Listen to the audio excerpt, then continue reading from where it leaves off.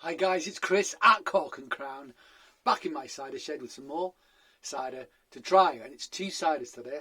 Two ciders, both from Kent, from different producers, but I had them in the shed, so I thought I'd try them next to each other. They're both mediums. So we have this guy, so Turner's medium cider. They're in Marden, in Kent, made with 100% Kentish apples.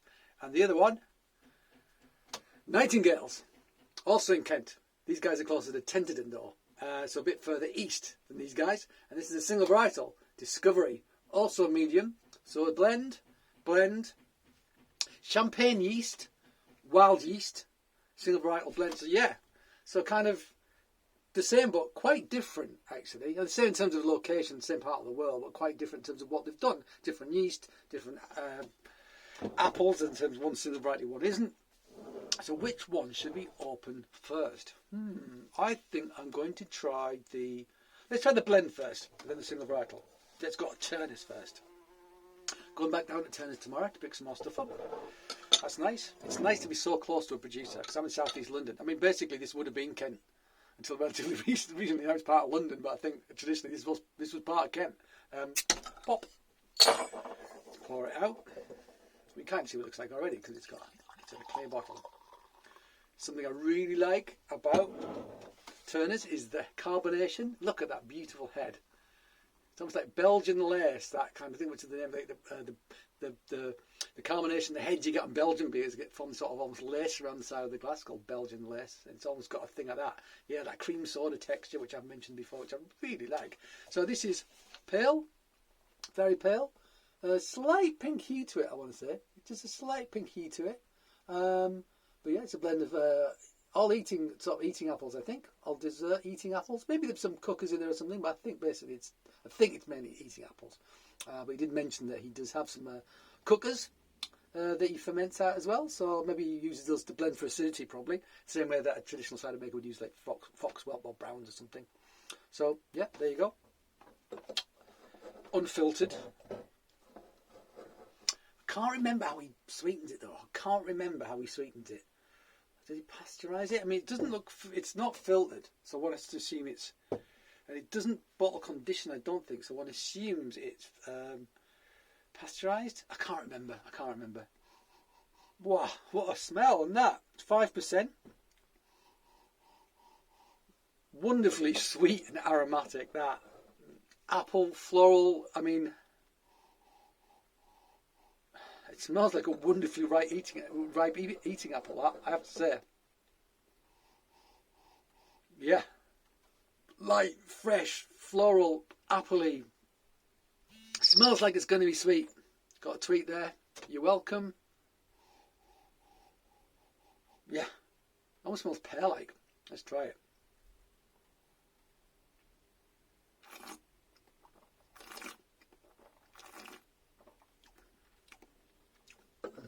So almost no tannin, because they're eating apples. We do not expect there to be tannin in there. It's one of the reasons why they're not as amber in colour, because the tannins will oxidise and give you that sort of like amber colour. It has some sweetness to it, but actually it's quite a nice sweetness. It's balanced actually. It's balanced with a bit of acidity, which is much making me think about blending a bit of like cooking apples in to balance those sorts of sweetness. Light, moussey texture again. Wonderful carbonation on these. I mean, they're worth the price of entry for the texture alone of those bubbles. It's beautiful. I mean, it's just beautiful. And look at it. It's creamy. Look, it looks creamy and it feels creamy on the palate. It's brilliant.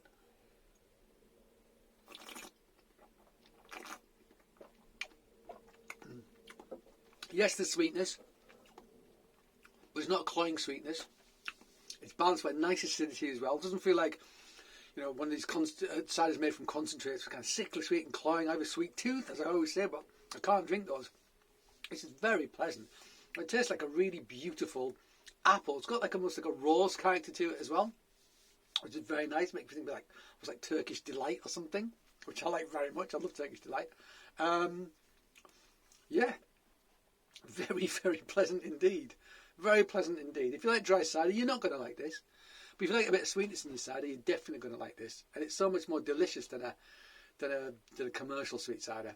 It's just back to back. I suspect this would kick its ass. You know, you don't realise how not great those sorts of commercial sort of ciders are. That back sweetening away from concentrates, they're climbing there. This I want to go back for more because it's got balance to it. Brilliant balance. I really like it. And texturally, it's wonderful. I'm on the noses. It's a beautiful nose. It's a beautiful nose. It smells like beautiful fresh apple, dessert apple, hints of elderflower perhaps as well, but really nice. Great. Okay, Nightingales. It's Phil versus Sam. Not really. Actually, I think they get on very well. Oh, this one's still. Are you still? I think this one's still. So, another difference. Wild yeast, champagne yeast. Blend, single variety. Sparkling, still.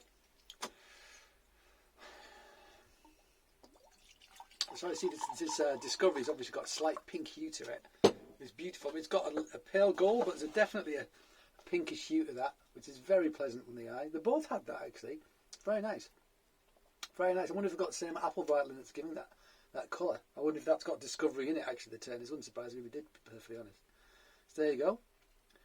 Very bright. I assume filtered. This won't need to be pasteurised because they're not sweetening it. Therefore, although actually, if it is, yeah, no, maybe they do actually. Maybe they are. This is the vintage as well, it says in here, but they're both vintage. I've seen they're both 2020. Much more delicate nose, this. Feels like it's got a bit more acidity, actually. Yeah. So this is a bit deeper, a bit richer. It's got a bit more acidity on the nose. What is that smell? It smells lovely, but there's a deeper, denser kind of, and it's not like pastry or something, but there's something sort of denser in there. It's like if an aromatic can be thicker, it feels like denser and thicker.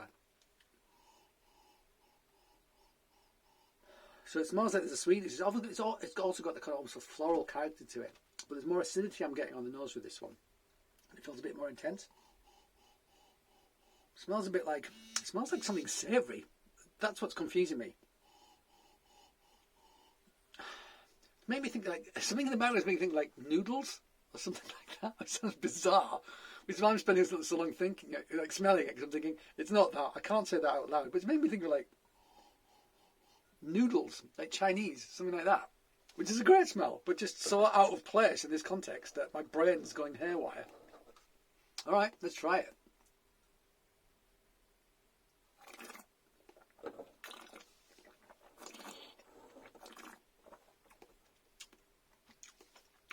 So more viscous, more intense. Packs a bigger punch because it's not sparkling. I think so. It's caught in my palate so much more. On the mouth, it's a totally different experience. It feels more viscous. It feels like it's more. It feels like it's got more sweetness to it, but more acidity as well. But yeah, this is a much more intense drinking experience. Very similar in many ways, but more intense in other ways as well. The difference that the bubbles can make to a drink are massive, massive. I mean, the fact it's not as intense a smell. I mean, what I'm getting feels more intense, but it's not as aromatic. But bubbles are bubbles of aromatics. So as they burst, they release aromatics. So sometimes it can make you feel, there's another tweak, sometimes it can feel less intense because of the bubbles.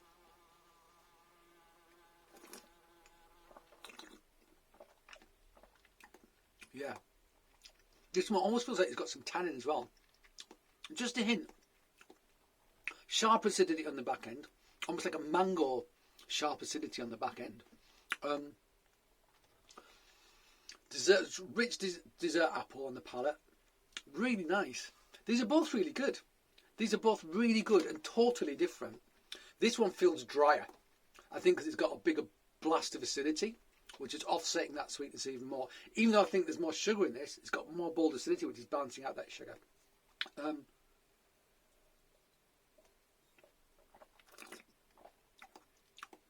It's a quality cider.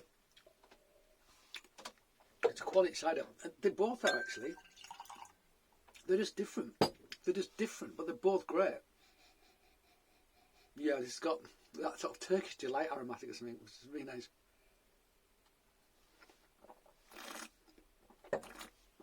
You know what? I don't have a preference. I don't have a preference. What's cool about them is they're both from Kent. They're both made from eating apples. Different yeast. One sparkling, one still. One's a blend, one's a single variety. They're quite different. Yet they have something in common, which is that the sort of like the aromatic, sweet, floral, eating apple character, and also the acidity. So you get more acid driven than say cider. Traditional sort of cider varietals would be. But they're both great. You can have them both together quite happily and not feel like you were repeating yourself. They're totally different and really, really nice. They're really, really nice ciders. I'm really glad I've started tasting sort of like East County. I'm sorry everyone, I'm going to say it. East County ciders. So East County in style, so dessert apples, you know. Eating apples, so Suffolk, Kent, where traditionally those things would have been made. Because it's made me really reassess things like this.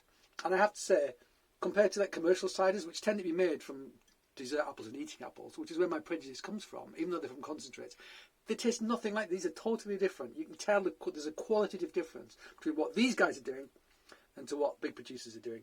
These are both delicious ciders. I'm really happy to drink them. And yeah, and I'm going to finish these off tonight, no problem whatsoever. So there you go, guys. 2 ciders from Kent, totally different, and both really delicious. So thank you for joining me in my shed, and I hope you join me again. But until that time, cheers.